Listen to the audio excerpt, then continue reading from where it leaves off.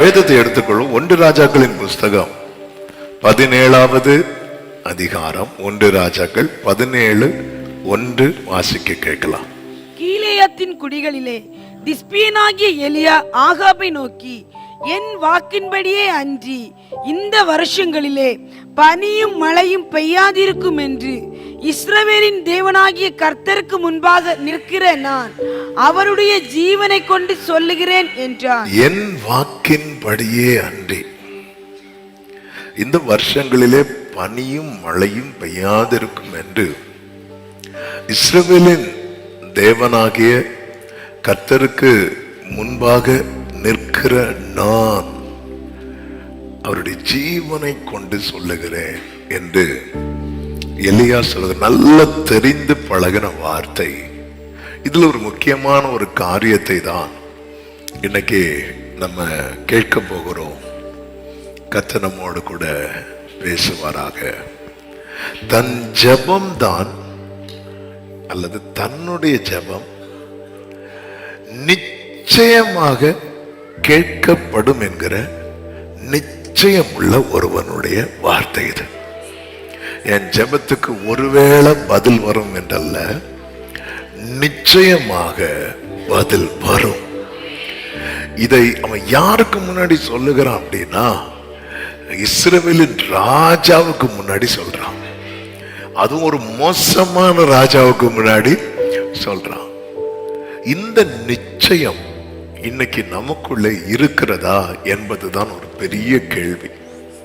இந்த கேள்வியோடு தான் இந்த செய்திக்குள்ளே நாம் போகிறோம். நல்ல கவனமா கேட்கணும். இங்கே இவன் இப்படி ஒரு, என் வாக்கின்படியே அன்றி மழை பெய்யாது, நான் சொன்னா மழை பெய்யும், நான் ஜெபம் பண்ணா மழை பெய்யும், நான் ஜெபம் பண்ணா மழை பெய்யாது, அவ்வளவு நிச்சயம் இந்த எலியாவுக்கு வர காரணம் என்ன என்று கேட்டால், அதே வசனத்திலேயே எலியா சொல்றாரு, நான் என்ன எங்க வச்சிருக்கிறேன் தெரியுமா? இஸ்ரவேலின் தேவனுக்கு முன்பாக வைத்திருக்கிறேன். தேவனுக்கு தன் முன்பாக தன்னை ஒருத்தன் வைத்திருக்கிறான். அதை அவன் எடுத்து சொல்றான் அப்படின்னா அவனுடைய வாழ்க்கை என்பது இங்க மிக மிக மிக மிக முக்கியமா இருக்கிறது. இந்த நாளில் என்னை கேட்கிற ஒவ்வொருவருக்கும் சொல்லுகிற செய்தி இதுதான்.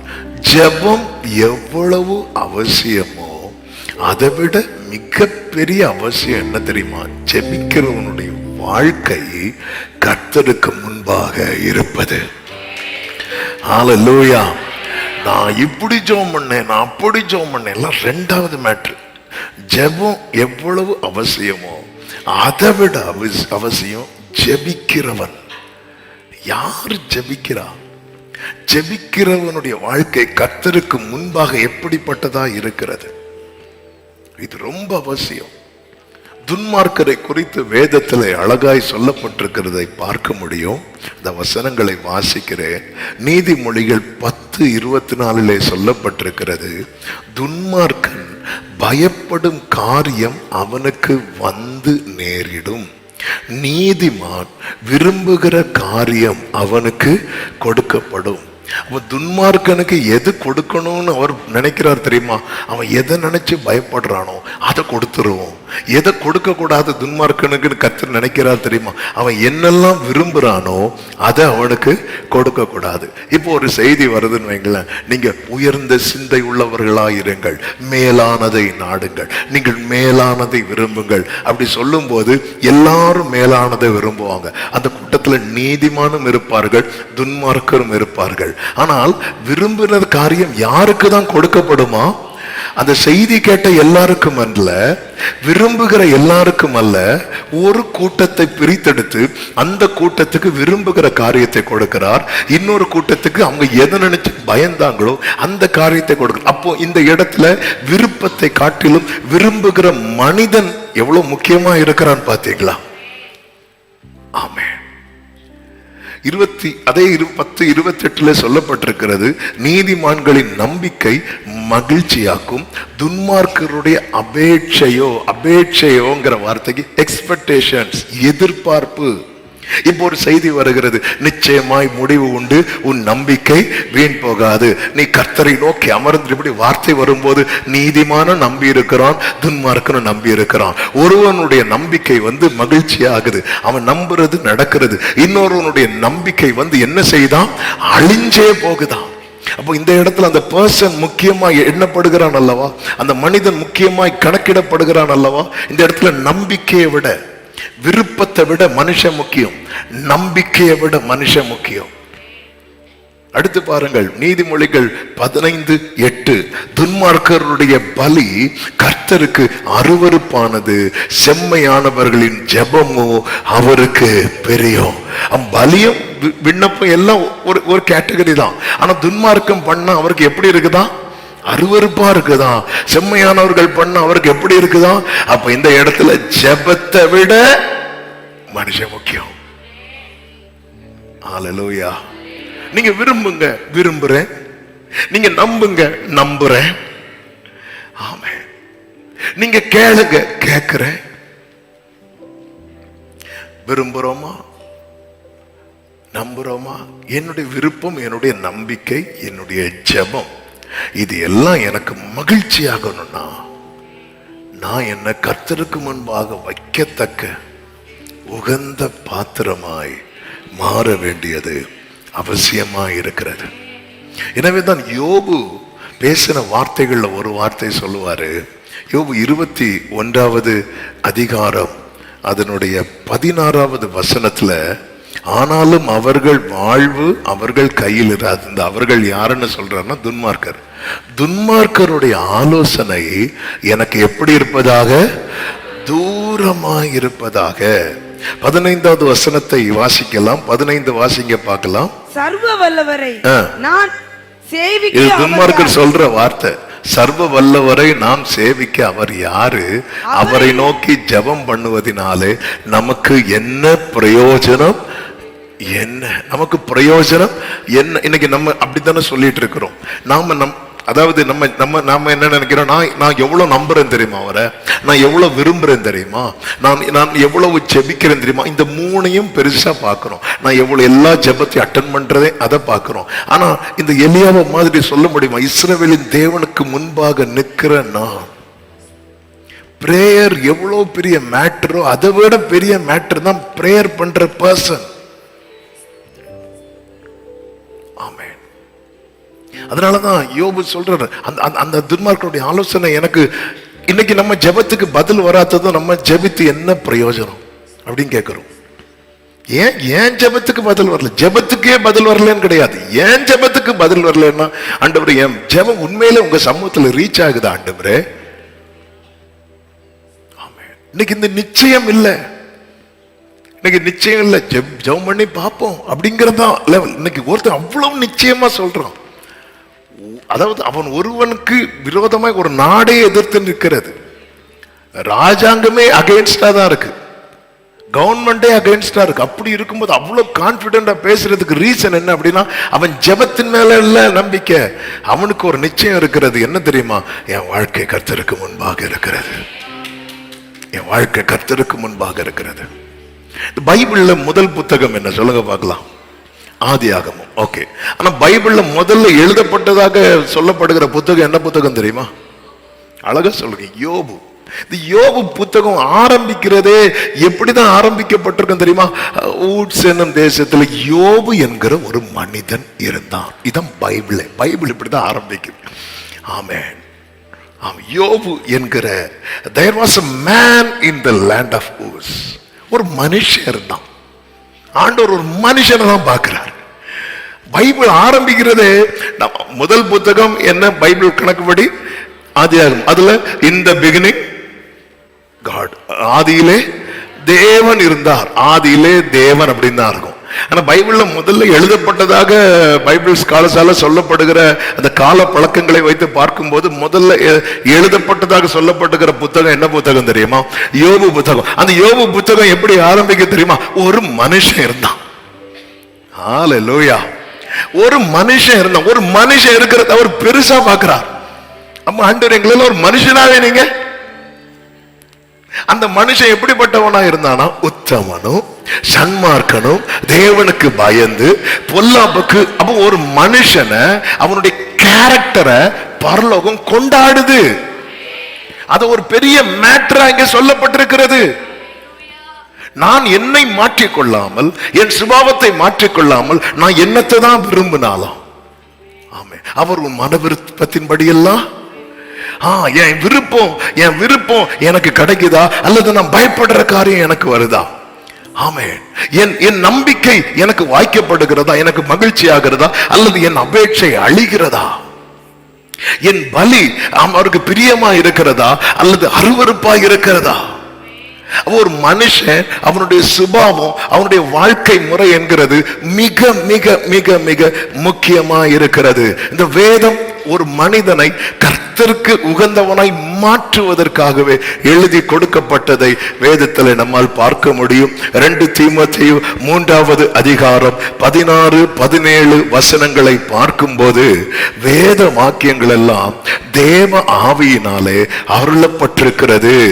தேவனுடைய மனுஷன் தேறினவனாகவும் எந்த நற்கிரியும் செய்ய தகுதி உள்ளவனாகவும் இருக்கும்படியாக, ஒரு மனுஷனை ஒரு நல்ல கிரியைகள், அவன் எந்த நற்கிரியைகளையும் செய்ய தகுதி உள்ளவனாக இருக்கும்படியாக அவைகள் உபதேசத்துக்கும், கடிந்து கொள்ளுதலுக்கும், சீர்திருத்தலுக்கும், நீதியை படிப்பிக்குதலுக்கும் பிரயோஜனம் உள்ளவைகளாய் இருக்கிறது. யோபு என்கிற மனுஷனை பரலோகம் கொண்டாடுவதற்கு காரணம் அவனில் வெளிப்பட்ட இந்த கிரியை, அவனுடைய கேரக்டர். இதுக்கு ரீசன் என்னன்னு யோபு கிட்ட கேட்டா யோபு என்ன சொல்லுவார் தெரியுமா? 23வது அதிகாரத்தின் 11, 12 வசனங்களை வாசியுங்கள். என் கால்கள் அவர் அடிகளை, அவருடைய அடிச்சுவடு இருக்கிறது அல்லவா, அதுதான் கர்த்தருடைய வசனம். உம்முடைய வசனம் என் கால்களுக்கு தீபமும் என் பாதைக்கு வெளிச்சம். அவர் அடிகளை பற்றி பிடித்தது, அவருடைய நெறியை விட்டு, அவருடைய வழியை விட்டு நான் சாயாமல் அதை கை கொண்டேன். நான் அங்கேயும் சாயாம கை கொண்டேன். அவர் உதடுகளின் கற்பனைகளை விட்டு நான் பின் வாங்குவது இல்லை. அவருடைய வாயின் வார்த்தைகளை எனக்கு வேண்டிய ஆகாரத்தை பார்க்கிலும் அதிகமாய் காத்து கொண்டேன். கரங்களை உயர்த்தி ஒரு ஹல்லேலூயா சொல்லுவோமா? அப்ப இந்த நாளில நிறைய ஜெபம் பண்றீங்க, கர்த்தருக்கு மகிமை உண்டாவதாக. நிறைய ஜெபிக்கிறோம், எல்லாம் பண்றோம். ஆனா ஒரு நிச்சயம் இன்னைக்கு வாழ்க்கையில பிரேயரை குறித்து எனக்கு ஒரு நிச்சயம் இல்லாத நிலை. கடந்த நாட்கள்ல ஆவியானவர் இந்த வார்த்தையை ரொம்ப மனதுக்குள்ளே ஓட விட்டு கொண்டே இருந்தார். இன்னைக்கு இப்படி ஒரு கான்பிடன்ட் லெவல் நமக்கு இருக்கிறதா? நான் ஜோமனியாச்சு நடக்கும். ஆமே, அப்படி ஒரு நிச்சயம் இருக்க வேண்டுமானால் என் வாழ்க்கை என்பது கர்த்தருக்கு முன்பாக வைப்பதற்கு ஏதுவா இருக்க வேண்டியது மிக மிக மிக மிக மிக மிக அவசியம். ஆமென். யோபுவின் நண்பர்கள் பேசின வார்த்தைகள் நிமித்தமாக கர்த்தருக்கு யோபுவின் நண்பர்கள் மேல கோபம் வந்துச்சு. கோபம் வந்து ஆண்டவர் யோபுவுக்கு கொடுத்த அந்த பிரச்சனை அடுத்து யாருக்கு கொடுக்க ரெடி ஆகிறார் தெரியுமா? யோபுவின் நண்பர்களுக்கு சொல்றார். இதுல இருந்து எஸ்கேப் ஆகணும்னா ஒரே வழிதான் இருக்கிறது. யோபு 42:8 சொல்லுவார், நீங்கள் 7 காளைகளையும் 7 ஆட்டுக்கடாக்களையும் தெரிந்து கொண்டு என் தாசனாக யோபுவின் இடத்தில் போய் உங்களுக்காக சர்வாங்க தகன பலிகளை இடுங்கள். என் தாசனாக யோபுவும் உங்களுக்காக வேண்டுதல் செய்வான். அடுத்த வார்த்தையை பாருங்க, நான் அவன் ஜெபத்தை கேட்டுன்னு இல்ல, முகத்தை பார்த்து, ஆளு யாருன்னு பார்த்து. ஆமே ஆமே. ஆண்டவர் நான் நின்னு ஜெபம் பண்ணேன், நான் துள்ளி ஜெபம் பண்ணேன். ஆண்டவர் நான் முழங்காலே சுத்தி சுத்தி ஜெபம் பண்ணேன், நான் மேல இருந்து கீழே உருண்டு ஜெபம் பண்ணேன். எல்லாம் சூப்பர். உருண்டு ஜெபம் பண்ணுங்க, அடுத்த ஆளை உருட்டி ஜெபம் பண்ணுங்க. ஆனா அவர் என் ஆளு யாருன்னு பார்ப்பார். ஆளை பார்க்கிறா. என் வாயிலிருந்து வரக்கூடிய ஜெப வார்த்தைகளை, அது முக்கியம். அதனால நான் ஆரம்பத்துல இருந்தே அதை நான் அழுத்தி அழுத்தி சொல்லிட்டு இருக்கிறேன். ஆனா அதை விட ஜெபிக்கிறவனுடைய வாழ்க்கை முக்கியம். ஹalleluya. நம்ம என்ன நினைச்சிட்டு இருக்கிறோம்? எப்படியும் இருந்துட்டு 1 hour இருந்துட்டு ஆண்டவரேன்னு சொன்னாலும் அப்படிலாம் அவர் நீங்க கொண்டு வாங்க. காளைகளை ஆட்டுக்கடாக்களை கொண்டு வரது யோபுவின் நண்பர்கள். ஆனா ஆண்டவர் யார் முகத்தை பார்க்கிறார் தெரியுமா? அவன் தான் ஓகே. அவன் முகத்தை பார்த்து உங்களை உங்கள் புத்தீனத்துக்கு தக்கதாய் நடத்தாதிருப்பேன் அப்படிங்கிறது ஒரு பர்சன்ங்கிறது. அதனாலதான் ஃபாதர் அழகா பாடி இருக்கிறாங்க, உகந்த காணிக்கையாய் ஒப்பு கொடுத்தேனையா சுகந்த வாசனையா நுகர்ந்து. யோவேல் 2வது அதிகாரத்துல, யோவேல் 2வது அதிகாரம் 13-14 வசனங்கள்.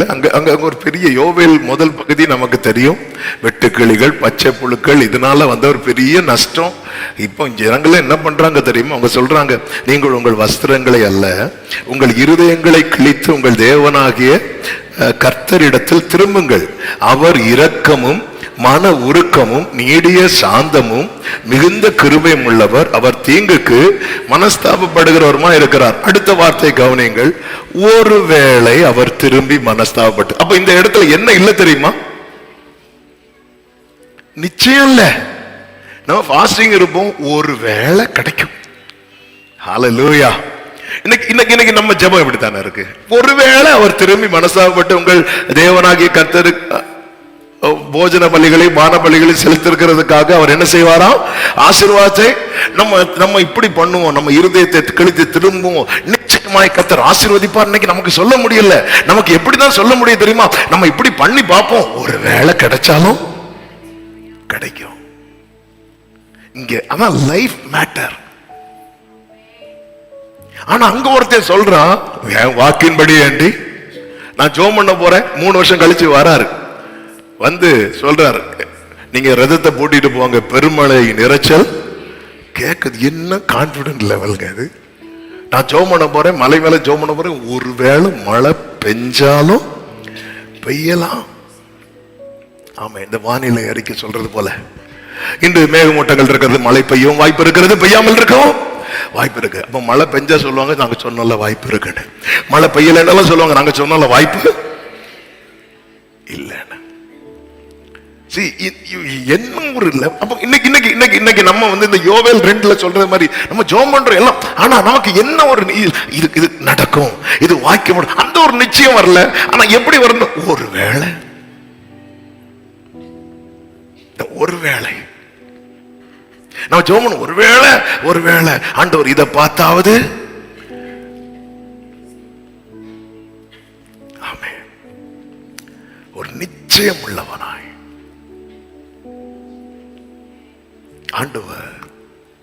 ஆண்டவருக்கு முன்னாடி என் விண்ணப்பத்தை நான் வைக்கிறதுக்கு முன்பாக நான் என்ன வைக்கிறேனா? ஹல்லேலூயா. இந்த பெரிய பெரிய அதிகாரிகள்ட்ட எல்லாம் மனு கொடுப்பதற்காக நிப்பாங்க, பார்த்திருக்கீங்களா? அந்த அவங்க கையில யார் கையில இருக்கிறத வாங்கணும்னு தோணும் தெரியுமா? சிலர் அடி அடி அடி பாவம் போல நிற்பாங்க. சிலர் இப்படியெல்லாம் நின்று ஒரு யார் ஒரு பெரிய அதிகாரி வராங்க, மனு கொடுக்கணும், பிடிங்க இப்படி சொன்னா அவங்க சொல்லுவாங்க அவனை பிடிங்க.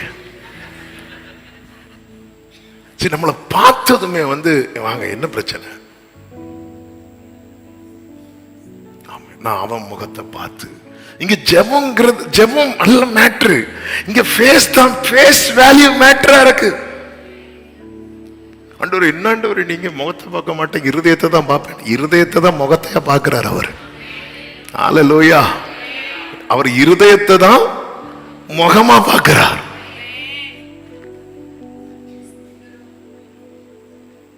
நம்முடைய வாழ்க்கை, தாவீது கோலியாத்து கூட யுத்தம் பண்ணும் போது அவனுக்குள்ள இருந்த நிச்சயம், அவர் சொல்றாரு 1 சாமுவேல் 17:37, ஆமென், பின்பு தாவீது என்னை சிங்கத்தின் கைக்கும் கரடியின் கைக்கும் தப்புவித்த கர்த்தர் இந்த பெலிஸ்தியன் கைக்கும் தப்புவிப்பார். அங்க நிச்சயமா சொல்றான். இங்க எப்படி சொல்லல தெரியுமா? சிங்கத்தின் கைக்கும் கரடிக்கும் கைக்கும் தப்புவித்த கர்த்தர் ஒருவேளை அப்படி சொல்லல, அவ்வளவு நிச்சயம் இருந்தது. ஏன் தெரியுமா? அவனுடைய வாழ்க்கை கர்த்தருக்கு முன்பாக இருந்தது. ஆனா இதே தாவீது ஒரு நாளில் அப்சலோமுக்கு பயந்து எருசலேமை விட்டு போக வேண்டிய சூழ்நிலை வந்தது. ஆமே, தாவீது தன் பிள்ளைகளை உணர்ந்திருப்பார். அம்னோனை அப்சலோம் கொலை செய்து விடுவான். ஆமே, அந்த காரியத்தை தாவீது சால்வ் பண்ணவே இல்லை. ஒரு பிரச்சனை வீட்டுல போயிட்டே இருக்குது. தாவீது அந்த பிரச்சனையை சால்வ் பண்ணவே இல்லை. அம்னோன் தன் சகோதரின் இடத்துல தவறாய் நடப்பான். அந்த பிரச்சனை தாவீது காதுக்கு போகும். தாவீது கோபம் வரும். ஆனா ஒண்ணுமே அங்க எதுவுமே டீல் பண்ணல. அப்சலோம்க்கு தங்கச்சி தான் அவ. இப்ப தாமாரா அப்சலோம் சுபாவம் தாவீதுக்கு தெரியும். அப்போ இது ஒரு பெரிய பிரச்சனையில் போய் முடிய போகுது. ஆனா வேற வெளி மேட்டர்ல எல்லாம் ரொம்ப டீல் பண்ணிட்டு இருந்தாரு. பெரிய பிரச்சனை என்ன அவர் சால்வ் பண்ணுவார். ஆனா இந்த மேட்டர் அவருடைய விட்டாரு. அவர் கோபப்படுவார், விட்டுருவார். ஒரு அதாவது சில காரியத்தை நம்ம லேஸ்ல விட்டுருவோம் தெரியுமா? அது நமக்கு நாளைக்கு எங்கேயாவது பாதிக்கும். அப்படி ஒரு பாதிப்பு தாவீதுக்கு வருகிறது. தாவீதுக்கு சொந்த வீட்டுல கூட இருக்க முடியாத சூழ்நிலையில புறப்படும் போது சீமேய் என்பவன் என்ன செய்கிறான்னா, கல்லை தூக்கி எறிகிறான். தொலைந்து போ, செத்து போ அப்படின்னு சொல்லி சாப வார்த்தைகளை போடும்போது கூட இருக்கிறவன் சொல்றான், ராஜாவே நீங்க மட்டும் ஒரு வார்த்தை சொல்லுங்க, அவனை நான் கொலை செய்து விடுகிறேன்னு சொல்லும் போது தாவீது இங்க சொல்லுவாரு, அவன் இப்படி செய்யறதுக்கு ஒருவேளை அன்னைக்கு கோலியாத்துக்கு முன்னாடி நிற்கும் போது ஒருவேளைங்கிற வார்த்தை தாவீது கிட்ட வரவில்லை. ஆனா இன்னைக்கு தாவீதுக்கு எப்படி சொல்ல முடியல தெரியுமா? அந்த நிச்சயமாய் சொல்ல முடியல. இந்த சாபங்கள் எல்லாம் எனக்கு நிச்சயமாய் ஆசீர்வாதமாய் மாறும்னு தாவீதுக்கு சொல்ல முடியல. மாறாக என்ன சொல்றாருன்னா, 2 சாமுவேல் 16வது அதிகாரம் அதனுடைய 12வது வசனத்துல, ஒருவேளை கர்த்தர் என் சிறுமையை பார்த்து. அப்போ இந்த இடத்துல ஒரு நிச்சயம் இல்லாத ஒரு நிலை. ஒருவேளை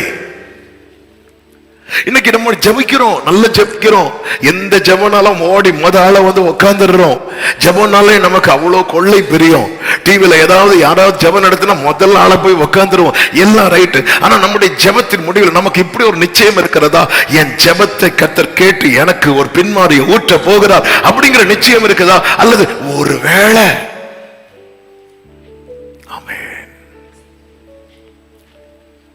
அப்ப நம்ம திருத்த வேண்டியது ஜெபத்தை அல்ல, ஜெபிக்கிறவரை. ஹல்லேலூயா, ஆமென். நீங்க யூடியூப் சும்மா தட்டினாலே போதும். நீங்க இப்படி ஜெபம் பண்ணா இத்தனை ஆசீர்வாதம் வரும். அது என்ன ஜெபம்பா? ஹல்லேலூயா. அப்படி ஜெபம் பண்ணா இத்தனை ஆசீர்வாதம் வரும். ஆமென். அதெல்லாம் தப்பு கிடையாது. ஆனா யார் ஜெபம் பண்ணா அத்தனை ஆசீர்வாதம் வரும் மேட்டர் இருக்கு. ஹல்லேலூயா. நீங்க இப்படி ஜெபம் பண்ணா இப்படி ஆசீர்வாதம் வரும் இருக்கு, ரைட். யார் அப்படி ஜெபம் பண்ணா இப்படி ஆசீர்வாதம் வரும்னு இருக்கு.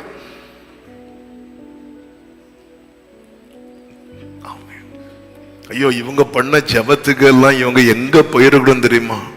அதான் எங்கேயும் போகல. இல்ல நம்ம எவ்வளவு அழுதுருப்போம்.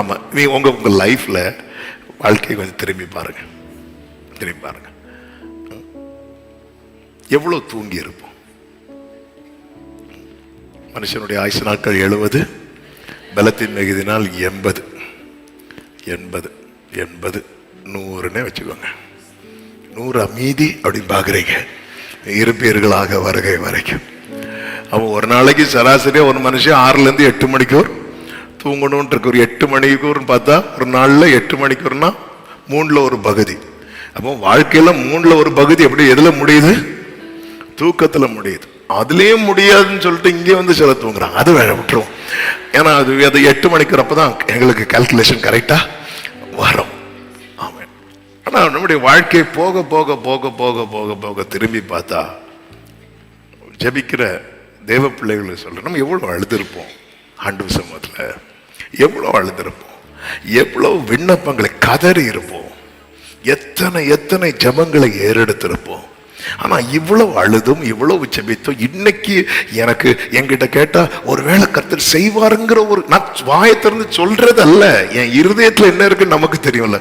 ஒருவேளை கர்த்தர் இதை வாய்க்க பண்ணுவாருங்கிற நிலையில் தான் இருந்து கொண்டு இருக்கிறேனே தவிர நிச்சயமா கர்த்தர் என் வாக்கின்படியே அன்றி மழையை பெய்ய விட மாட்டார் என்கிற அந்த நிச்சயம் என்கிற நிலைக்குள்ள போக முடியலைன்னா அங்க நான் சரி செய்ய வேண்டியது என் ஜெபத்தை அல்ல, என்னுடைய வாழ்க்கையை. ஆமென். யாக்கோபு ஒருத்தனை ஏமாத்திட்டு ஊரை விட்டு ஓடுவான். யாரை ஏமாத்திட்டு ஓடுவான் தெரியுமா? ஏசா. 20 வருடம் கழித்து ஏசா வருகிறான் என்றதும் யாக்கோபு ஏசாவை ஏசாவை கூல் பண்றதுக்காக, சால்வ் பண்றதுக்காக நிறைய வெகுமதிகளை கொடுத்து அனுப்புகிறான். அப்படி அனுப்பின பிறகு அவனுக்கு நம்பிக்கை வரல. ஆதியாகமம் 32வது அதிகாரம் அதனுடைய 20வது வசனத்துல, இதோ உமது அடியானாகிய யாக்கோபு எங்கள் பின்னாலே வருகிறான் என்று சொல்லுங்கள் என்று கட்டளையிட்டான். முன்னே வெகுமதியை அனுப்பி அவனை சாந்தப்படுத்தி கொண்டு பின்பு அவன் முகத்தை பார்ப்பேன், அப்பொழுது நிச்சயம் என் பேரில் தயவாயிருப்பான்னு சொன்னானா? இல்ல, ஒருவேளை. இந்த ஒருவேளை தான் இன்னைக்கு நமக்கு இடிச்சிட்டு இருக்கு. ஆமா, நம்ம என்னதான் சொன்னோம், ஒருவேளை தயவா இருப்போம். அந்த ஒருவேளைங்கிறது உள்ள கிடக்கிறதுனால எல்லா வெகுமதிகளை அனுப்பின பிறகும் யாபோக்கால தூங்க முடியல. அவன் யாபோ காற்றின் கரையில உட்கார்ந்திருந்து என்ன செய்து கொண்டிருந்தான் தெரியுமா? நீங்க என்னதான் ஜெபம் பண்ணி ஃபாஸ்டிங் பிரேயர் முடிஞ்சு வீட்டுக்கு போனாலும் திரும்பவும் அந்த காரியத்தை நினைச்சு அழுதுட்டு இருக்கிறீங்கன்னா நமக்குள்ள நிச்சயமா என்கிற காரியம் இல்ல, மாறாக என்ன காரியம் தான் இருக்கு தெரியுமா? உள்ள அழகா சொல்றீங்க. இதை ஃபர்ஸ்டே சொல்லியிருந்தீங்கன்னா நான் செய்தி முடிச்சு போய் உட்காந்துருப்பேன். அந்த ஒருவேளை கிடைக்காம போயிட்டுன்னா, ஒருவேளை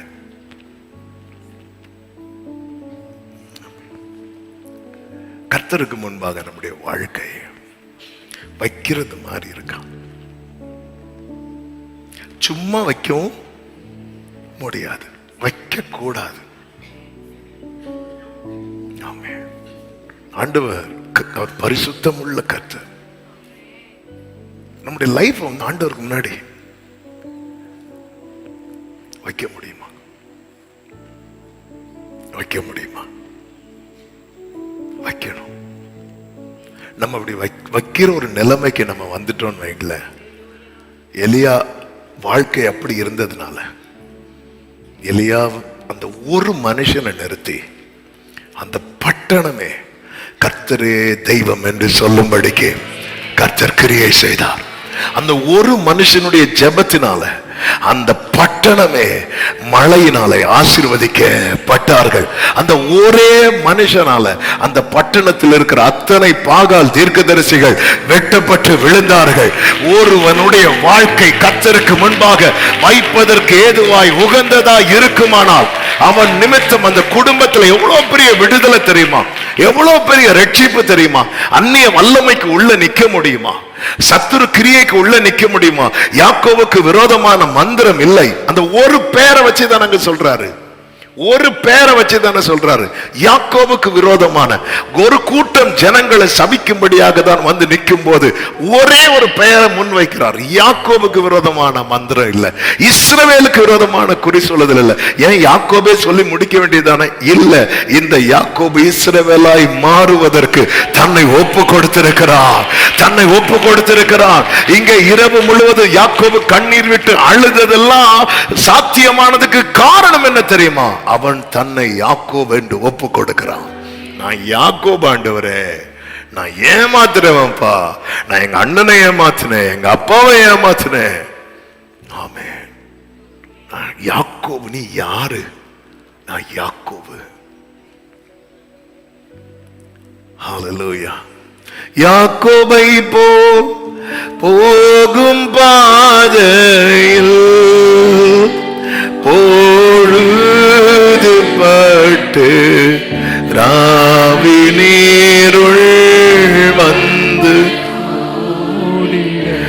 ஆமென் தூக்கத்தால் நான் கல்லில் சாய்ந்து தூங்கினாலும்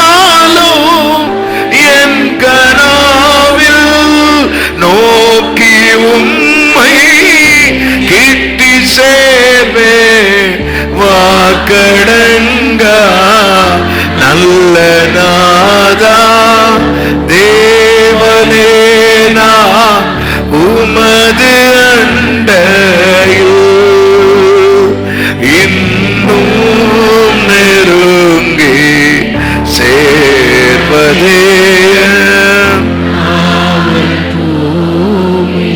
பிரியமான கர்த்தருடைய பிள்ளைகளே, நம்முடைய வாழ்க்கை எங்க சரி செய்யணும், எங்கே மாற்ற வேணும்? ஆண்டவர் இனி எப்படி ஆண்டவர் ஜெபம் பண்ணும்? ஆண்டவரே அறிக்கை பண்ணியும் ஜெபம் பண்ணி பார்த்தாச்சு, அழுதும் ஜெபம் பண்ணி பார்த்தாச்சு. உங்க ஜெபங்கள் எல்லாம் பதிலாய் மாறணும்னா நம்முடைய வாழ்க்கை உகந்ததாய் மாறணும். செம்மையானவர்களின் ஜெபம் அவருக்கு பிரியம். ஆண்டவராகிய இயேசு கிறிஸ்து ஜெபத்தை குறித்து அநேக காரியங்களை சொல்லி இருக்கிறார். அதில் குறிப்பாக ஒரு சம்பவத்தை அவர் சொல்லுகிறார். அதுதான் 2 பேர் ஜெபிக்கும்படிக்கு தேவாலயத்துக்கு போகிறார்கள். யாரெல்லாம் 2 பேரு? பரிசேயனும் ஆயக்காரனும். லூக்கா 18வது அதிகாரம் அதனுடைய 10 முதல் இந்த சம்பவங்களை பார்க்க முடியும். நீங்க வாசிக்கலாம், 9ல இருந்தே வாசிங்க. அன்றியும் தங்களை நீதிமான்கள் என்று நம்பி மற்றவர்களை அற்பமாய் எண்ணின சிலரை குறித்து அவர் ஒரு உவமையை சொன்னார். 2 மனுஷர் ஜெபம் பண்ணும்படி தேவாலயத்துக்கு போனார்கள். ஒருவன் பரிசேயன், மற்றவன் ஆயக்காரன். பரிசேயன் நின்று, தேவனே, நான் பரிகாரர், அநியாயக்காரர்,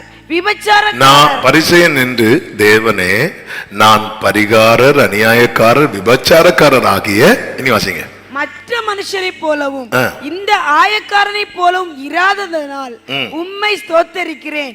வாரத்தில் 2 தரம் உபவாசிக்கிறேன். என் சம்பாத்தியத்தில் எல்லாம் தசம பாகம் செலுத்தி வருகிறேன் என்று தனக்குள்ளே ஜெபம் பண்ணினான்.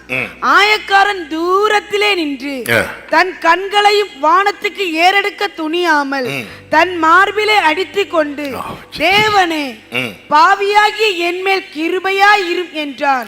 அவன் அல்ல, இவனே நீதிமானாக்கப்பட்டவனாய் தன் வீட்டுக்கு திரும்பி போனான் என்று உங்களுக்கு சொல்லுகிறேன். ஏனெனில் தன்னை உயர்த்துகிறவன் எவனும் தாழ்த்தப்படுவான், தன்னை தாழ்த்துகிறவன் உயர்த்தப்படுவான் என்றார். கரங்களை உயர்த்தி ஒரு விஷயம் கூட ஹalleluya. இப்ப ஆண்டவருக்கு முன்னாடி நான் என்ன வைக்கணும், ஆனா நான் எப்படி வைக்கிறேங்கிறது ரொம்ப முக்கியம். இங்கே ஒரு பரிசேயனை குறித்து சொல்லப்பட்டிருக்கிறது. அவன் தன்னை ஆண்டவருக்கு முன்பாக வைக்கிறான், ஆனால் அவன் வைத்த விதம் சரியல்ல. நான் ஒருத்தங்களுக்கு ஒண்ணு கொடுக்கிறதுன்னு இருக்கிறது, நான் கொடுக்கிறது அவங்க ஏற்றுக்கொள்ளுகிறதுன்னு ஒண்ணு இருக்கிறது. ஆமென், ஹalleluya. இப்போ நீங்க ஒரு கல்யாண வீட்டுக்கு போறீங்கன்னு வச்சுக்கோங்களேன். உங்களை வாங்க சார், வாங்க சார், வாங்க சிஸ்டர் சொல்லி உட்கார வைக்கிறாங்க. உட்கார வச்சு இலை போட்டாச்சு. அந்த வீட்டில் ஒரு வேளை என்ன சப்பாத்தி சர்வ் பண்ணுறாங்க, இல்லை பரோட்டா சர்வ் பண்ணுறாங்கன்னு வைங்களேன்.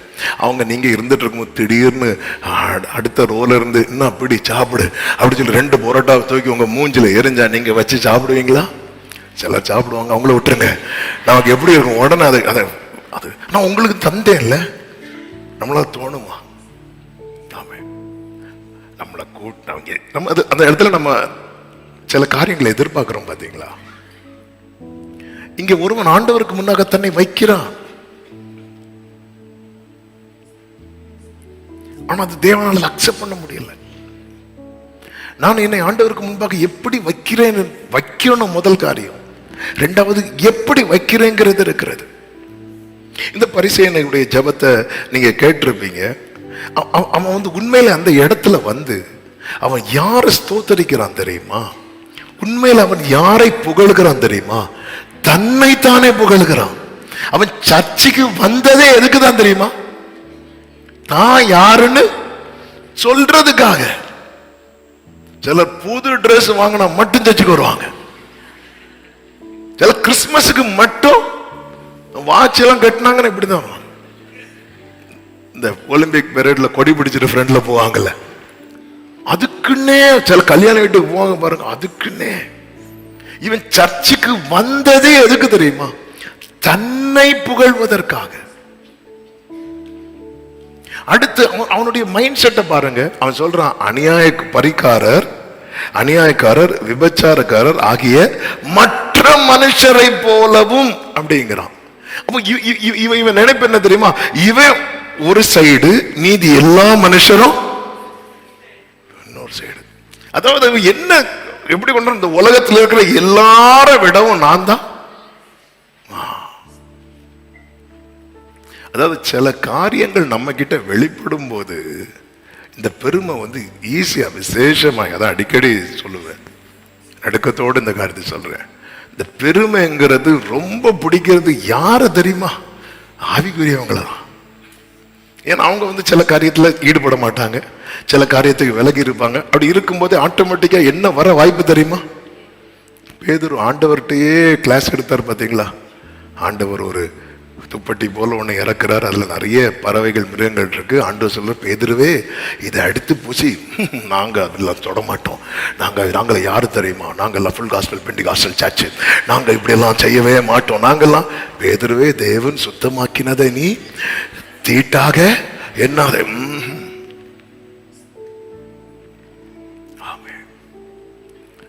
பல நேரத்துல எப்பொழுதுமே மேன்மைக்கு முன்னானது தாழ்மை. இவன் இவனை எப்படி இவனை எப்படி நினைக்கிறான் தெரியுமா? மீதி எல்லாரும் ஒண்ணு, நான் மட்டும். அதாவது இவங்கள மாதிரி அப்படி சொல்ற கூட்டத்தில் அப்படி திரும்பி பார்த்தா அங்க இன்னொருத்தன் நிக்கிறான், இவன மாதிரியே நான் கிடையாது. வெளியே சொல்லல, அவன் தனக்குள்ளே சொல்லிக்கொண்டான். வெளியே எப்படி சொல்லிருப்பான்? ஸ்தோத்திரம், praise the Lord, praise the Lord. எப்படி இருக்கீங்க? ரொம்ப ஏதோ கிருபையில ஏதோ வண்டி ஓடுது. வெளியெல்லாம் சொல்ல மாட்டாங்க. கேட்டா நாங்கெல்லாம் நல்லா இருக்கவே பாத்திரம் சேர்ல நான் உட்காரவே மாட்டேன், தும்புல தான் உட்காருவேன். அப்படி ஏன்னா சாஞ்சு இருக்கிறதுக்கு நான் தகுதி உள்ளவனே. வெளியெல்லாம் தெரியாது, ஆனா உள்ள தனக்குள்ளே. அடுத்து பாருங்க, அவன் செய்யற காரியத்துல வாரத்துக்கு நான் 2 தரம் உபவாசிக்கிறேன். அதாவது உபவாசம் பல விதங்கள்ல இருக்கிறது, பைபிள்ல பல விதங்கள்ல இருக்கிறது. வாரத்துக்கு 2 தரம் உபவாசிக்கிறதுலாம் இவனாக எடுத்த தீர்மானம். அதாவது மேண்டேட்டரியா கண்டிப்பாக எல்லா இஸ்ரவேலரும் செய்ய வேண்டிய ஒரு உபவாசம் இருக்கிறது. அந்த உபவாசம் வருஷத்துக்கு ஒரு முறை. லேவியராகவும் 16வது அதிகாரம் படிக்கும் போது அது தெரியும். வருஷத்துக்கு ஒரு முறை 7ஆம் மாதம் 10ஆம் தேதியில அதை எடுப்பாங்க. அதாவது அது ஒரு பரிகாரத்துக்காக, பாவ நிவாரணத்துக்காக. அப்படி வருஷத்துக்கு இது மேண்டேட்டரி. இது கண்டிப்பா எல்லாரும் எடுத்தாகணும். அன்னைக்கு தங்கள் ஆத்துமாக்களை தாழ்த்துவாங்க. அந்த ஆத்துமாக்களை தாழ்த்துறதுதான் உபவாசத்தின் ஒரு அடையாளம். அன்னைக்கு வேற எந்த வேலையும் செய்யவே மாட்டாங்க, அன்னைக்கு உட்கார்ந்து இருப்பாங்க. இது கம்பல்சரியா எல்லாரும் எடுத்தாகணும், இயர்லி ஒன்ஸ். அதுக்கப்புறம் அவங்கவுங்க எடுக்கிற காரியங்கள் உண்டு. சில அனுபவங்களுக்காக, சில காரிய விடுதலைக்காக இப்போ ஃபாஸ்டிங் எடுப்பாங்க. 21 நாள் ஃபாஸ்டிங் தானியேல் எடுத்தாரு. 3 நாள் ஃபாஸ்டிங் யார் எடுத்தாங்க? எஸ்தர் எடுத்தாங்க. அப்போ ஒவ்வொரு சூழ்நிலையில தேவன் நடத்துகிற பிரகாரம் எடுக்கிற. இயேசு கிறிஸ்து 40 நாள் ஃபாஸ்டிங் எடுத்தாரு. கர்த்தருக்கு மகிமை உண்டாவதாக. ஆனா கம்பல்சரியா எடுக்க வேண்டிய ஃபாஸ்டிங்ங்கிறது என்ன தெரியுமா? Yearly once according to Bible, அந்த பழைய பாடும் முறைமையின்படி. இவர் அந்த ஃபாஸ்டிங்க எத்தனை தடவை எடுக்கிறார் தெரியுமா? வருஷத்துக்கு ஒருக்கா எடுக்க வேண்டியத வாரத்துக்கு 2 தடவை எடுக்கிறார். எடுத்துட்டு அதான் இதெல்லாம் எடுத்துட்டு என்ன காட்டுறாரு தெரியுமா? அவங்கள என் கூட கம்பேர் பண்ணவே முடியாது. அதனாலதான் அவங்க எல்லாம் மற்ற மனுஷரை போல நான் இல்லை. அவங்க எல்லாம் வருஷத்துக்கு ஒருக்கா ஃபாஸ்டிங் இருக்கிறாங்கன்னா நான் எல்லாம் வாரத்துக்கு 2 நாள். அவங்க எல்லாம் ஆகஸ்ட் ஃபாஸ்டிங் இருந்தாங்கன்னா நான் ஜூலைலயும் இருப்பேன், செப்டம்பர்லயும் இருப்பேன்.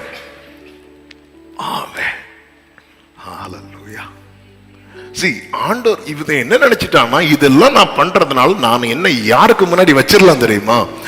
ஆண்டவருக்கு முன்னாடி வச்சிடலாம் சொல்லிட்டு அந்த இடத்துல அடுத்து நான் என் சம்பாத்தியத்தில் எல்லாம் தசம பாகம் செலுத்தி வருகிறேன் என்று தனக்குள்ளே ஜெபம் பண்ணான். இப்போ ஒரு கேள்வி கேட்கிறேன், இவன் ஜெபம் பண்ணினான் தானே இருக்கு.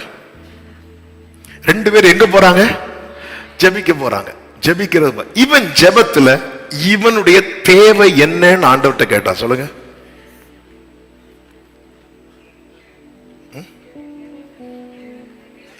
ஒண்ணுமே கேட்கல. ஹல்லேலூயா.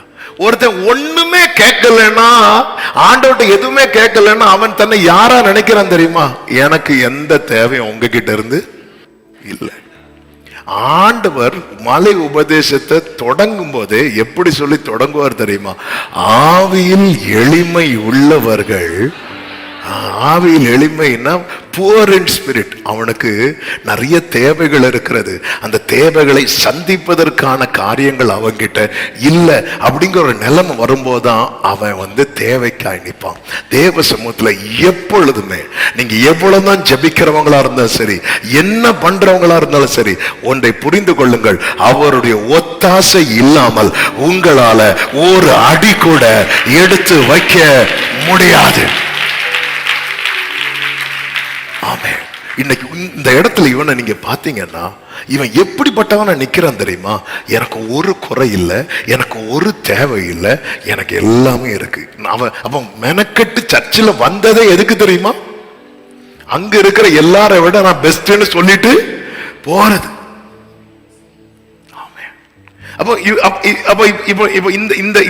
இவனுடைய இந்த நிலையில இருந்து அப்ப திரும்பி பாருங்க. அப்போ இவன் வாரத்துக்கு 2 நாள் ஃபாஸ்டிங் இருந்தது எதுக்கு? அவனை விட நான் பெஸ்ட்னு சொல்றது. அப்போ இவன் தசமபாகம் கொடுக்கிறது எதுக்கு?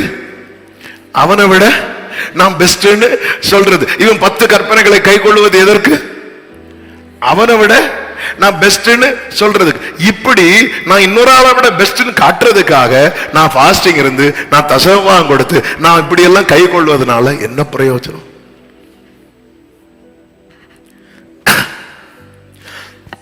இவன் என்ன மறந்துட்டான் தெரியுமா? ஆண்டவர் சமூகத்துல இவன் இந்த தேவ சமூகத்துல யாரெல்லாம் பார்த்தான் தெரியுமா? பரிகாரர், ஆயக்காரர், மற்ற எல்லாரையும் பார்த்தானே தவிர அந்த இடத்துல யார் அவன் பார்க்கல தெரியுமா?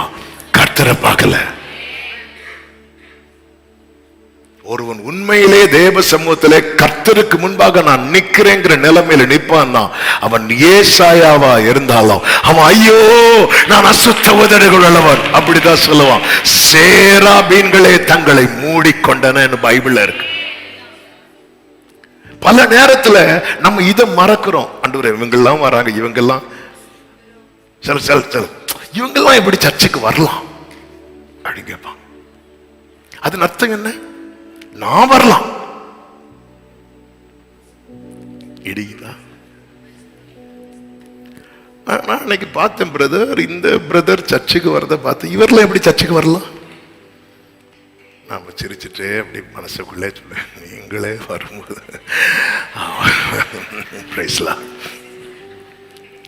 இந்த சிஸ்டர் எப்படி வரலாம் இங்க? அதன் அர்த்தம் என்ன?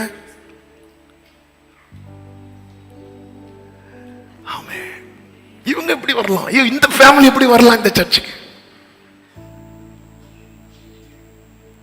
இவங்க எப்படி வரலாம்? நம்ம அப்படி ஒரு கொஸ்டின் வைக்கும் போது அந்த இடத்துல நாம என்ன வைக்கிறோம் தெரியுமா? நான் வரலாம், நான் பெஸ்ட். வெளிப்படுத்தின விசேஷம் 3வது அதிகாரத்துல 17-18 வசனங்களை வாசியுங்கள். லவோதிக்கேய சபைக்கு கர்த்தர் சொல்லுவார், நீ நிர்பாக்கியம் உள்ளவனும் பரிதபிக்கப்படத்தக்கவனும் தரித்திரனும் குருடனும் நிர்வாணியமாய் இருக்கிறதை அறியாமல். இந்த இடத்துல இவனுக்கு என்ன தெரியல தெரியுமா? இவன் என்ன நினைச்சிட்டு இருக்கான் தெரியுமா? இந்த பரிசேயன் நான் இவ்வளவு பண்ணதுனால நான் நீதிமான் நினைச்சிட்டு இருக்கிறான். ஆனா நீ நிர்பாக்கியம் உள்ளவன், நீ பரிதபிக்கப்பட்டவன், நீ தரித்திரன், நீ குருடன், நீ நிர்வாணியமா இருக்கிறதை அறியாமல் நான் ஐஸ்வர்யவான் என்றும் திரவிய சம்பனன் என்றும் எனக்கு ஒரு குறைவும் இல்லை என்றும் சொல்லுகிறபடியால், வாசிங்க, நான் கர்த்தர் சொல்லுகிறார், நீ ஐஸ்வர்யவான் ஆகும்படிக்கு நெருப்பிலே புடமிடப்பட்ட உன்னையும் உன் நிர்வாணமாகிய அவலட்சணம் தோண்டாதபடிக்கு நீ உடுத்திக் கொள்வதற்கு வெண் வஸ்திரங்களையும் என்னிடத்தில் வாங்கிக் கொள்ளவும், நீ பார்வை அடையும்படிக்கு உன் கண்களுக்கு கலிக்கம் போடவும் வேண்டும் என்று உனக்கு ஆலோசனை. உனக்கு அந்த பார்வையே தப்பா இருக்கு. நீ தேவ சமூகத்துல உன்னையும் மற்றவர்களையும் பார்த்து கொண்டே இருக்கிறாய். இந்த பார்வை ஒரு தேவ பிள்ளைக்கு இருக்கவே கூடாத பார்வை. இவன் தேவ சமூகத்துல வந்தப்ப இதுவரை யார பார்க்கவே இல்லை தெரியுமா? தேவனை பார்க்கவே இல்லை. பாஸ்டிங் இருந்தும் ஒருத்தனால தேவனை பார்க்க முடியலன்னா அந்த பாஸ்டிங் என்னத்துக்கு? தசமபாகம் கொடுத்த ஒருத்தனால தேவனை பார்க்க முடியலன்னா அந்த தசமபாகம் என்னத்துக்கு? 10 கற்பனைகளை கை கொண்டு ஒருத்தனால தேவனை பார்க்க முடியலன்னா அதை கை கொண்டு என்னத்துக்கு? உன்னுடைய நோக்கமே என்ன தெரியுமா? நீ உன்னை யாரோடு தான் பார்த்து கொண்டிருக்கிறாய்னா மற்றவங்களோட பார்த்து நீ எந்த லெவலுக்கு வந்துட தெரியுமா? நான் மட்டும் அந்த உலகத்திலேயே பெர்ஃபெக்ட், மற்ற மனுஷரை போல இல்லாததற்காக மற்ற மனுஷர்னு மொத்தத்துல குறிக்கிறார்ல. கடைசியில் என்ன சொல்ல வந்துட்டான் தெரியுமா? நான் மட்டும்தான் பெர்ஃபெக்ட், மீதி எல்லாம் இல்ல அப்படி சொல்லிட்டு ஒருத்தன் வைக்கிறான் தெரியுமா? அது அப்படி வைக்க கூடாது. ஆண்டவர்கிட்ட அப்படி வைக்க கூடாது. அதனாலதான் இந்த ஊமை இவர் சொன்னதே எதுக்கு தெரியுமா? 18வது லூக்கா 18:9 வாசிக்க கேட்டோம். அன்றியும் தங்களை நீதிமான்கள் என்று நம்பி, உண்மையில அவங்க யாரும் இல்ல, நீதிமான்கள் அல்ல, நீதிமான்கள் என்று நம்பி மற்றவர்களை அற்பமா எண்ணின, எல்லாரையும் குறித்தல்ல, சிலரை குறித்து. நல்லா புரிஞ்சுக்கோங்க. நான் நீதிமான், இரத்தத்தால் கழுவப்பட்டிருக்கிறேன், கிருபையினால மீட்கப்பட்டிருக்கிறேன், இந்த நினைவு எனக்குள்ள எப்பொழுது இருக்க வேண்டும். அதே வேளையில இந்த நினைவுகள் என்னை இன்னொரு நபரை எப்படி பார்க்க வச்சிடக்கூடாது தெரியுமா? அற்பமா பார்க்க வச்சிடக்கூடாது. நான் இன்னொரு நபரை அற்பமாய் பார்த்து விட்டு நான் என்னை கர்த்தருக்கு முன்பாக வைக்க முடியாது. அப்படி வைத்தாலும் கர்த்தர் சொல்வார், அவன் அல்ல அப்படிம்பார். அவன் அல்ல, அவன் கிடையாது, அவன் இல்ல, அவனே இல்ல அப்படின்ட்டார். நம்முடைய நீதி எல்லாம் அழுக்கான கந்தை. தானியேல் ஆண்டவர் சமூகத்துல சொல்லுவார், நாங்க எங்க நீதியை நம்பி கேட்கல ஆண்டவரே, உங்க இரக்கத்தை நம்பி. ஆமேன்னு சொல்லுங்க பார்க்கலாம். அதே நேரத்தில் இந்த ஆயக்காரனை பாருங்கள். இந்த ஆயக்காரன் குறித்து வேதம் சொல்லுகிறது 13வது வசனத்துல, ஆயக்காரன் தூரத்திலே நின்று, 11வது வசனத்துல பரிசேயன் நின்று, 13ல ஆயக்காரன் அப்ப பரிசேயன் எங்க நிக்கிறான்? முன்னாடி நிக்கிறான். எங்க நிக்கிறான்? சர்ச்சில் ஃப்ரண்ட்ல வந்து நிக்கிறான். ஆயக்காரன் எங்க நிக்கிறான்? தூரத்தில் நிக்கிறான், வாசல் பக்கத்தில் நிக்கிறான். அப்ப இந்த 2 பேருக்குள்ள உணர்வு என்ன தெரியுமா? பரிசேயன் என்ன நினைக்கிறான் தெரியுமா? ஒரு குறைவும் கிடையாது, நான் என்ன ஆண்டவர்கிட்ட வச்சிடலாம் அப்படின்னு. ஆயக்காரன் என்ன நினைக்கிறான் தெரியுமா? என்னால இந்த லைஃப் ஆண்டவருக்கு முன்னாடி வைக்க முடியலையே, அவன் கதறான். அவன் உண்மையிலேயே இந்த 2 பேர்ல யார் தன்னை கர்த்தருக்கு முன்பாக வைக்க வந்திருக்கிற ஆளு தெரியுமா? ஆயக்காரன். இவன் முன்னாடி வர வந்தது கர்த்தருக்கு முன்னாக தன்னை வைப்பதற்கல்ல, மற்ற மனுஷருக்கு முன்னாக தன்னை வைத்து நான் தான் எல்லார விட. இந்த இந்த இந்த இந்த எண்ணம் நமக்குள்ள வந்துடவே கூடாது. என் ஜெபம் தேவனுக்கு அருவருப்பாயிடக்கூடாது, என் நம்பிக்கை அழிஞ்சு போயிடக்கூடாது. இன்னைக்கு நம்ம விரும்புற காரியம் நமக்கு வருதா? நாம் நம்புகிறது நமக்கு மகிழ்ச்சியாய் மாறுகிறதா? நம்முடைய ஜெபம் தேவனுக்கு பிரியமா இருக்கு? நம்முடைய வாழ்க்கை எப்படிப்பட்டதா இருக்கிறது? ஆமென். கர்த்தருக்கு மாத்திரம் மகிமை. தூரத்திலே நின்று, அப்போ அவன் என்ன நினைக்கிறான் தெரியுமா? இந்த நிலைமையில நான் என்னை இப்பொழுது கர்த்தருக்கு முன்பாக வைக்க முடியாது. இந்த உணர்வு இருந்ததுனால தானே அவன் தூரத்துல நிக்கிறான். நான் இப்படி என்ன, நான் எப்படி? ஹல்லேலூயா. இந்த ஆராதனை ஆரம்பத்திலே நம்ம என்ன பாடணும்? உம் பீடத்தை சுற்றி சுற்றி நான் வருகிறேன் தெய்வமே, கரைகளெல்லாம் நீங்கிட என் கைகள். அவன் தூரத்தில் நின்று தன் கண்களை ஏறெடுக்க துணியாமல் வானத்துக்கு ஏறெடுக்க துணியாமல் தன் கண்களை வானத்துக்கு ஏறெடுக்க துணியாமல். அப்ப இவனுக்குள்ள என்ன இல்ல தெரியுமா? துணிகரம் இல்ல. ஆனா அவனுக்குள்ள என்ன இருந்துச்சு தெரியுமா? ஒரு துணிகரம் வந்துட்டு. இந்த உடன்படிக்கை பெட்டியை காளைகள் மேல வச்சு கொண்டுட்டு வருவார் தாவீது. அப்போ அந்த காளைகள்லாம் மிரளும் போது உடன்படிக்கை பெட்டி சரியும் போது யார் கை வைப்பா தெரியுமா? ஊசா. ஏன் கை வச்சான் தெரியுமா? ஏன் அந்த இடத்துல நிறைய பேர் இருந்தாங்களோ, ஊசா மட்டும் ஏன் கை வைக்க காரணம்? ஏன் இந்த துணிகரம் வந்துச்சு தெரியுமா? அது இவ்வளவு நாள் எங்கதான் இருந்துச்சு? அவன் வீட்டுலதான் இருந்துச்சு. சின்ன வயசுல இருந்தே பார்த்து பார்த்து பழகுனான்.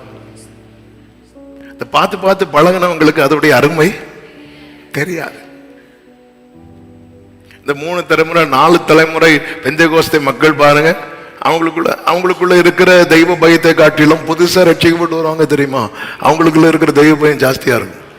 இது நீங்க அக்செப்ட் பண்ண மாட்டீங்கன்னு எனக்கு தெரியும், அதான் உண்மை. அதனால ரொம்ப ஈஸி பைபிளுங்க என்ன கிடக்கு அப்படிமாங்க. ஏன்னா அது அப்படி பழகிட்டு அந்த நிர்விசாரம் துணிகரம் எல்லாமே வர ஆரம்பிச்சிட்டு. இதே உடன்படிக்கை பெட்டிய தாவீது பயந்து என்ன பண்றாருன்னா, தூக்கி எங்க கொண்டு வைக்கிறாருன்னா ஓபேதேதோம் வீட்டுல ராஜா வைக்கும் போது ஒரு அடி. உடன்படிக்கை பெட்டியை பத்தி லேட்டஸ்ட் நியூஸ் என்ன தெரியுமா? இத தொட்டா அழகா சொல்றீங்க செத்தான். இந்த நியூஸை கேட்டுட்டு உடன்படிக்கை பெட்டி வீட்டுக்கு வருதுன்னா எப்படி இருக்கும் நெஞ்சு? நான் நம்புறேன் ஓபேதேதோம் என்ன பண்ணிருப்பா தெரியுமா? மொத்த ஃபேமிலியை கூப்பிட்டு முழங்கால் போட்டிருப்பான். அதோட உள்ள வரும்போது எவ்வளவு பயபக்தியா பார்த்திருப்பான் தெரியுமா? ஆண்டவரே, இது இந்த வீட்டில் இருப்பதற்கு அன்னைக்கு ஆசரிப்பு கூடாரத்தில் இருந்து உடன்படிக்கப்பட்டு ஆசாரியர்கள் தோள்களில் சுமந்த பிரதிஷ்டை உள்ளவர்கள் தோள்களில் சுமந்த உடன்படிக்கப்பட்டு இந்த உடன்படிக்கை பற்றி சுமந்து கொண்டு நடக்கும் போது யோர்தான்ல காலு பட்டதுமே யோர்தான் 2ஆக பிளந்தது. அந்த உடன்படிக்கை பற்றி அந்த பிரசனம் நிறைந்த பற்றி என் வீட்டுக்குள் வருவதற்கு நான் பாத்திரவானே அல்ல ஆண்டவரே. குடும்பமா அந்த உடன்படிக்கை பெட்டிக்கு முன்னாடி முழங்கால் போட்டுருவோம். பைபிள் என்ன சொல்ல தெரியுமா? அந்த உடன்படிக்கை பெட்டி அவன் வீட்டுல 3 மாதம் இருந்துச்சு. அது இருந்தது நிமித்தம் கர்த்தர் ஓபேதேதோமையும் அவனுக்கு உண்டான அனைத்தையும் ஆண்டவருக்கு முன்னாடி நான் கர்த்தருக்கு முன்பாக நிக்கிறேன் நான் அப்படின்னு மார்த்தட்டி சொன்னார்ல. ஆனா எப்படி கர்த்தருக்கு முன்னாக நின்னாருன்னு சொல்லிட்டு வேதத்துல பார்த்தா கர்மேல் பர்வதத்துல போய் எலியா எப்படி நின்னாரு தெரியுமா? தன் முழங்காலில் நெத்தி படுறது மாதிரி குனிந்து சாஷ்டாங்கமாய் விழுந்து நான் வந்து நிக்கிறேன்னு சொல்லிட்டு அப்படி மார்த்தட்டி அப்படிலாம் நிக்கல. முழங்கால் மடக்கி தன் நெத்தி முழங்கால படுறது மாதிரி குனிந்து தேவ சமூகத்தில் அந்த துணிகரம் அவனுக்கு அந்த துணிகரம் வரல. தீமையை பார்த்த கண்களை இப்ப நான் அவரை பார்க்கணுமா? ஐயோ, இந்த கண்களை வைத்தல்லவா நான் பாவத்தை பார்த்தேன், இந்த கைகளை வைத்தல்லவா நான் தீமையை செஞ்சேன். சாட்டர்டே வர தப்பு பண்ணிட்டு சண்டே வந்துட்டு பிரைஸ் தி லார்ட் ஹalleluyaன்னு சொல்லிட்டு அப்படியே துணிகரம் பண்றோமா? முந்தின நாள் வர பாவத்தை பண்ணிட்டு இங்க வந்து கர்த்தருடைய சரீரத்தை அடையாளமா இருக்கிற அப்பத்தை அப்படி எந்த கூச்சமும் இல்லாம கை நீட்டி வாங்கி சாப்பிடுறோமா?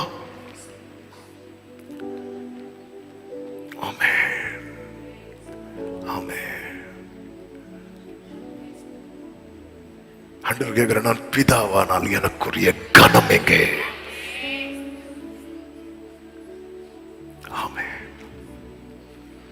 துணியாமல் அடுத்து தன் மார்பில் அடிக்கிறோம்.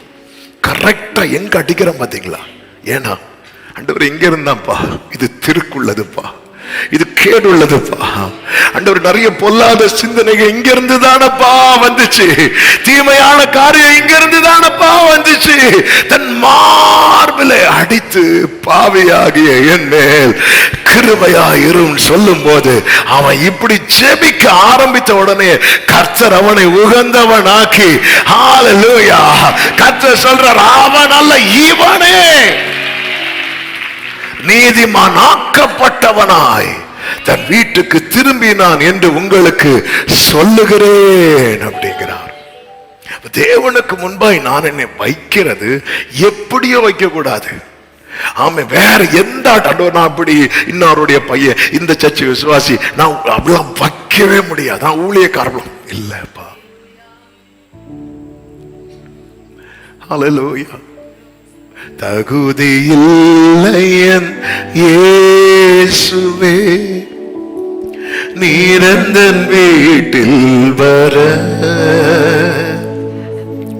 வருந்தி அழைத்து சேர்த்து கொள்ளவும் தகுதியில்லை அப்பா. எந்தன் பாவதோஷங்கள் கொடியதையா என் மேல் கருணை காட்டுமையா. ஆண்டவருக்கு முன்பாக வைக்க முடியுதா? ஒரு வார்த்தையை சொல்லி ஜெபிக்க விரும்புகிறேன். தானியேலின் புஸ்தகம் 9வது அதிகாரத்தில் 23வது வசனத்திலே தானியேல் ஒரு பெரிய ஜெபத்தை பண்ணிட்டு இருக்கிறான். அந்த ஜெபத்தை பண்ணி முடிக்கிறதுக்குள்ளாகவே கர்த்தருடைய சந்நிதியில் இருந்து ஒரு தூதன் புறப்பட்டு வருகிறான். அவன் பெயர் கேப்ரியேல். அவன் வந்து தானியேலை பார்த்து சொன்ன வார்த்தை என்ன தெரியுமா? நீ மிகவும் பிரியமானவன், ஆதலால் நீ வேண்டிக் கொள்ள தொடங்கின போதே. ஆண்டவரே அவன் என்ன ஜெபம் பண்றான்னு கேளுங்கப்பா, அதெல்லாம் எனக்கு தெரியாது. அவன் எனக்கு ரொம்ப பிரியமானவன், அதனால அவன் ஏதோ கேட்க வாயை திறக்கிறான், ரெடி போடு. ஹல்லேலூயா. அப்ப பிரேயரை விட பர்சன் ரொம்ப முக்கியம். ஆமே. அப்ப என் பிரேயருக்கு பதில் வரணும்னா ஆமே ஆமே நான் எப்படி இருக்கிற ஆண்டவருக்கு முன்னாடி, இது ரொம்ப முக்கியம். இந்த தானியேலை குறித்து வேதம் சொல்லுகிறது, தானியேல் தன்னை எதுவும் தீட்டுப்படுத்தாதபடி பிரதிஷ்டை உள்ளவனாயிருந்தான். இவன் பிரதிஷ்டை உள்ளவன். இன்னைக்கு நம்ம லைஃப்ல இந்த பிரதிஷ்டை இருக்கா? இது என்ன தீட்டுப்படுத்திடக்கூடாது. இதை நான் பார்க்கறதுனால என் கண்ணு எனக்கு இது ஒரு தீமையான காரியம் எனக்குள்ள போகணும், இந்த காரியத்தை நான் பார்க்க கூடாதுங்கிற பிரதிஷ்டை நமக்கு இருக்கிறதா? இந்த காரியத்தை பேசுறதுனால சில காரியத்தை நம்ம பேசி அதாவது கிறிஸ்தவ வட்டாரத்துல தேவ பிள்ளைங்க ரொம்ப பாவம் பண்றது எதுல தெரியுமா? சொல்லுங்க, நீங்க சொல்லுங்க. பேசுறதுலதான். என்ன பேச, அதாவது டைம் இருக்குன்னு பேசக்கூடாது. என்ன சொன்ன? இப்போ டைம் இருக்குதுன்னு சொல்லிட்டு பேசக்கூடாது. நிறைய தெரியணும் பேசக்கூடாது. எங்க என்ன பேசணும்? நம்முடைய பேச்சு எப்படிப்பட்டதா இருக்கணும்னா பக்தி விருத்திக்கு ஏது. ஏன்னா கர்த்தருக்கு பயந்தவர்கள் ஒருவரோடு ஒருவர் பேசிக்கொள்வதை கர்த்தர் எப்படி கேட்பாரா? கவனித்து கேட்பார். இந்த நாளில் ஒருத்தங்க வந்து ஒரு காரியத்தை சொல்றாங்க என்கிட்ட, இவங்க ஆனாலும் இப்படி சொல்றாங்களே, இப்படி நான் சொன்னேன் இப்படி பேசாதீங்க, இல்லை இப்படி சொல்றாங்க இப்படி பேசாதீங்க சொல்லிட்டு இருக்கும்போது அவங்கள்ட்ட கேட்குறேன், இப்போ உங்களுக்கு ஒரு திரும்பி இப்போ நம்ம பேசுறத வந்து கர்த்தர் கவனித்து கேட்குறாரா? ஆமாம். அப்போ நீங்க இப்போ சொன்னது ஆண்டவருக்கு பிடிக்குமா? பிடிக்காது பிடிக்காது பிடிக்காது, அதெல்லாம் பிடிக்காதுன்னு தெரியுது இல்லை, அப்போ பேசாதீங்க.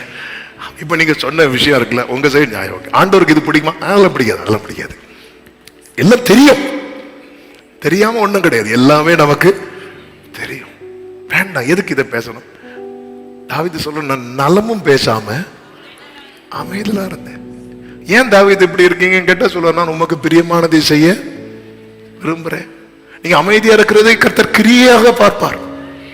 நீங்க சகித்துக் கொண்டிருக்கிறதை எபேசு சபைக்கு சொல்றார், நீ சகித்துக் கொண்டிருப்பதை நான் அறிவேன், உன் கிரியைகளை நான் அறிந்திருக்கிறேன், நீ சகித்துக் கொண்டிருக்கிறதை அறிவேன்.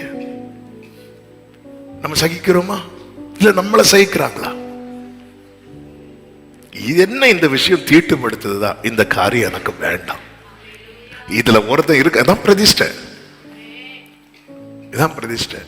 என்ன ஒரு காரியம் தீட்டுப்படுத்துது வேண்டாம், அவன் பிரதிஷ்டை உள்ளவன். ராஜாவின் போஜனம் தன்னை தீட்டுப்படுத்தும்ங்கிற உணர்வு வந்ததும் அவன் அந்த காரியத்துல தீர்மானம் பண்ணினான். அவன் தீர்மானம் எடுத்ததும் பைபிள் என்ன சொல்ல தெரியுமா? கர்த்தர் தயை கிடைக்க பண்ணினாரா.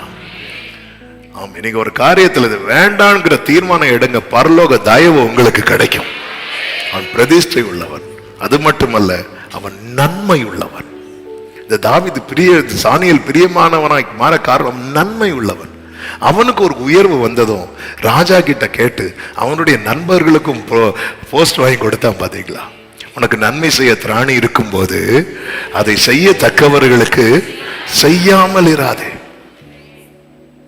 நன்மை செய்ய திராணி இருக்கு, ஒருத்தங்களுக்கு செய்ய முடியும் அப்படின்னா செய்யத்தக்கவர்களுக்கு, சும்மா யாருக்கோ செய்யக்கூடாது, செய்ய தக்கவர்களுக்கு நீ செய்ய நன்மை உள்ளவன். அது மட்டுமல்ல, அவன் உண்மை உள்ளவன். தானியேல் 6:4 சொல்லப்பட்டிருக்கிறது, அவன் உண்மை உள்ளவனா இருந்தபடியால் என்று சொல்லப்பட்டிருக்கிறது. அவன் உண்மை உள்ளவன். எல்லாவற்றுக்கும் மேல தானியேல் 9வது அதிகாரம் படிக்கும் போது தெரியும், அவன் மிகவும் தாழ்மை உள்ளவன். அவன் கொல்லு மண்டபத்தில் உயர்ந்த பதவியில் அவன் இருந்தாலும் தேவனுக்கு முன்பாய் அவன் எப்படி இருந்தான் தெரியுமா? ரெட்டிலும் சாம்பலிலும் உட்கார்ந்தான். ஆண்டவர்கிட்ட எப்படி கேட்டான் தெரியுமா? கர்த்தாவே என்னை கேளும், கர்த்தாவே மன்னியும், கர்த்தாவே கவனியனும். அவன் கெஞ்சி தான் கேட்கிறான். உமது அடியாரின் கெஞ்சுதலுக்கும் வேண்டுதலுக்கும் செவி கொடும் என்கிறான்.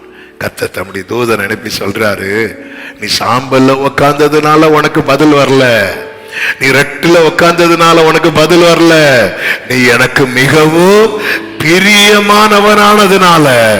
ஆமென் சொல்லுங்க பார்க்கலாம். இந்த நாளில என்னை கேட்கிற சமீபத்துல தூரத்துல இருந்து கேட்கிற அன்பு சகோதரா சகோதரி, உங்க ஜெபம் எல்லாம் பதிலாய் மாறணும்னு ஆசைப்படுறீங்களா? உங்க வாழ்க்கையை மாற்றத்துக்கு உங்க வாழ்வின் மாற்றத்துக்கு நீங்கள் ஒப்பு கொடுங்கள். ஆமா, இன்னைக்கு வரைக்கும் ஒரு வேளை கிடைக்கலாம், ஒரு வேளை கிடைக்காம போகலாம். இந்த நிலை மாறணும்னா உகந்த ஆண்டவர் சமூகத்துல ஆண்டவரே என் வாழ்க்கையை வைக்க முடியுதாப்பா? 2 பேரும் ஆண்டவர் சமூகத்துல வைக்க தான் வராங்க. ஆயக்காரனும் பரிசேயனும் அதுக்கு தான் வராங்க. ஆனா பரிசேயன் நினைச்சிட்டான் நம்ம ஈஸியா வச்சிடலான்னு. ஆனா ஆயக்காரனுக்கு இல்ல, எப்படி வைக்க முடியும்? 2 பேரும் சேர்ந்து வராங்க. ஒருத்தன் தூரத்திலேயே நிக்கிறான். தூரத்துல நிக்கும் போது பரிசேயன் பாக்குறான். இதுக்குதான் அப்பவே சொன்னேன், பாரு என்ன பாரு. அவன் நேர ஃப்ரெண்ட்ல போய், ஆண்டவரே நான் அவன மாதிரி இல்லாததுக்காக ஸ்தோத்திரம்.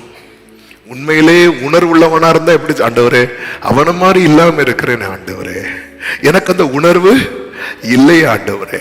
கர்த்தருடைய பந்தி எடுக்கும் போது உங்க பக்கத்துல ஒருத்தங்க கண்ணீரோடு எடுக்கிறாங்களா? அப்போ நீங்க பார்த்துட்டு எதுக்கு அழுகுற அப்படின்னு நினைக்கிறோமா? ஆண்டவர் ஏன் ஆண்டவர் எனக்கு அழ முடியல? நான் ஆரம்பத்துல பந்தி எடுக்கும் போது அழுதேன் ஆண்டவரே, இன்னைக்கு முடியலையா ஆண்டவரே? இயேசு உங்களை நேசிக்கிறார்னு சொல்லும் போது, ஆமா இயேசு உங்களை நேசிக்கிறார்னு சொல்லும் போது இங்க எத்தனை பேர் அழுவீங்கன்னு கேட்டா எனக்கு தெரியாது. ஆனா சில ஊர்கள்ல சில கிராமங்கள்ல எல்லாம் ஊழியத்துக்கு போகும்போது, வட இந்தியாவில் சில பகுதிகளில் எல்லாம் ஊழியத்துக்கு போகும்போது அந்த இடத்துல போய் ஆண்டவர் உங்களை ரொம்ப நேசிக்கிறாருங்கிற ஒரு வார்த்தை சொல்லும் போது அந்த ஜனங்களுடைய கண்கள்ல இருந்து கண்ணீரை பார்க்க முடியும். ஏன்னா இப்படி ஒரு சத்தத்தை அவங்க கேட்டிருக்கவே மாட்டாங்க. ஆமே, ஹல்லேலூயா ஹல்லேலூயா. ஏன்னா நமக்கு எல்லாமே என்ன ஆயிட்டு தெரியுமா? ஆமே, இன்னைக்கும் நம்ம லைஃப்ல என்னைக்குமே அதிசயம் என்ன அப்படின்னா, புரிஞ்சு கொள்ள முடியாதது என்ன அப்படின்னா, அவர் இன்னும் என்ன நேசிக்கிறார். என்ன கேட்டா அவ்வளவுதான் சொன்னேன். இன்னைக்கும் எனக்கு டெபினிஷனே தெரியாத ஒண்ணு உண்டுன்னா அது காட்ஸ் லவ் மட்டும்தான். அது என்ன சொன்னாலும் சரி, அதுக்கு மிகையே ஆகாது. ஆமே, ஒருத்தனை 2 பேரும் வராங்க, ஒருத்தன் ஈஸியா கொண்டு போய் தன்னை வச்சிட்டதான் நினைக்கிறான். இல்ல, ஜெபம் எவ்வளவு முக்கியமோ ஜெபிக்கிற பர்சன் அவ்வளவு முக்கியம், அதை விட முக்கியம். கர்த்தருக்கு மகிமை. நம்முடைய வாழ்க்கை எப்படி இருக்கிறது? நம்ம நம்புறோம், விரும்புறோம், ஜெபிக்கிறோம். நிறைய விரும்புறோம், நல்லா நம்புறோம், வார்த்தை எழுதி வச்சு நம்புறோம், நிறைய ஜெபிக்கிறோம். இதெல்லாம் மகிழ்ச்சி ஆகணும், இதெல்லாம் வாய்க்கப்படணும். நீதிமான் விரும்புகிறது அவனுக்கு கொடுக்கப்படும். எல்லாமே அவர் கையில தான் இருக்கிறது. ஆண்டவரே, நான் எந்த பகுதியில கரெக்ட் ஆகணும்ப்பா, என்னை ஒரு விசை கூட தொடுவீராக. ஆண்டவர் சமூகத்தில் அர்ப்பணிக்கலாமா? Thank you Jesus, thank you Jesus. குயவனே குயவனே குயவனே என் இயேசுவே, மண்ணான என்னை உருவாக்குமே, உம் கரத்தால் என்னை மண்ணான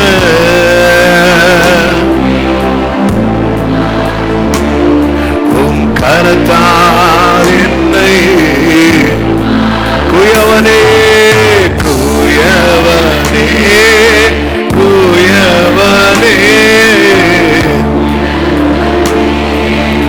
என் இயேசுவே மண்ணான்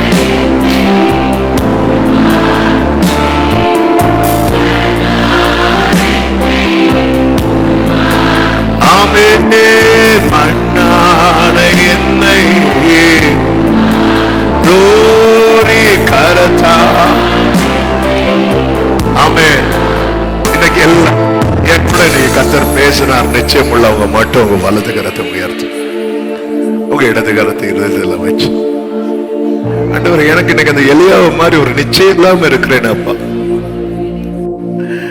எவ்வளவு ஜெபம் பண்ணாலும் இருதயத்தை கிழிச்சு திரும்பினாலும் ஒரு வேலை கர்த்தர் அப்படிங்கிற ஒரு நிலையில தான் இருக்கிறேன் அப்பா.